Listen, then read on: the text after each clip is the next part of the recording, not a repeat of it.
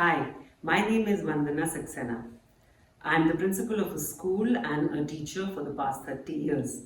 In this video, I'm going to be sharing with you some simple tips for use of language that promotes growth mindset amongst students. This video will be very useful for teachers who want to develop into effective and powerful beings in class, delivering content to the best of their ability. So if you like my video, subscribe to it and share it with your friends for all of us to grow and benefit from some simple tips that are shared here on. The first thing for a teacher to explain in a class is that learning is not easy. Something that is easy and not challenging is not fun. So it's a very good way to use language that communicates to the children that learning is not easy. There will be difficult times, there will be roadblocks, there will be obstacles, but the focus should remain on the fact that you will be there to support them through this process of learning. Language, as we all know, is a tool for teachers, just like the painter's brush, just like the photographer's camera. Language is what we use to explain content. Language is what we use to give instructions. Language is what we use when we are critiquing students' work. So the use of words and the intention behind what we say can make a child either an inspired and a curious one, ready to learn and be excited and engaged in learning, or be anxious and sad and scared to take risks in class. So what is said through the words that are spoken and not spoken creates the type of learner that you want in the classroom.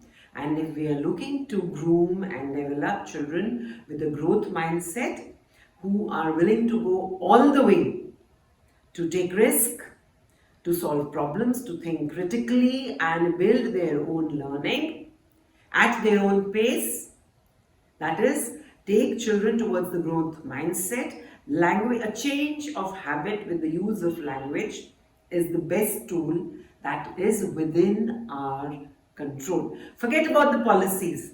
Forget about everything else around you. But the fact that you are the teacher, you are the person in class talking and delivering to your child gives you that power to mold children towards growth mindsets. Now, some simple 4 tips of setting our intention right in class to make this happen easily. The first and foremost thing is be transparent. Be transparent. Explain to the child openly, say openly, learning is not going to be easy. However, I have chosen this topic because I know that over a period of time with my support, your friend's support, and some resources that are available around you, you will be able to learn.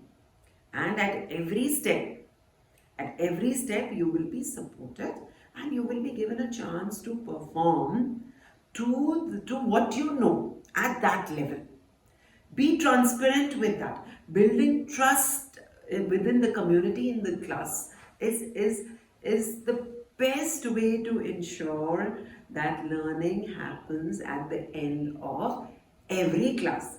And half the job of the teacher is done if those deep connections of trust are created within the classroom. And being transparent is very, very important. The second thing to do is be supportive. Don't tell the children that I'm there to help you. Because in a way, when we speak about help, we are inviting children to lean upon us. Now, good teachers don't ask children to lean upon them. Good teachers let the children know that with my support, you will become critical thinkers. You will learn how to solve your own problems. And I will be there at best to provide small steps of support for you all the time. So that is the difference between being helpful and supportive. And in all honesty, we may have taught 5,000 students through their life, but we cannot be helping each and every one. The idea is to empower children through the support that we provide to them, and it's best to let them know about it. The third thing is be flexible. Let the children know that they would be given time for self-reflection. Keep the children involved, in fact, in building their own portfolios of learning. The new education policy has highlighted one way of assessing the children in which children become self-reflective practitioners of their own learning. So let them know that at the end of every project or at the end of every lesson, you will allow them time to think about their learning, provide prompts for that. Because this is something new for children to know, that they can also participate and think about their learning process. Rather than thinking by listening in class and reading on their own, learning will happen by themselves.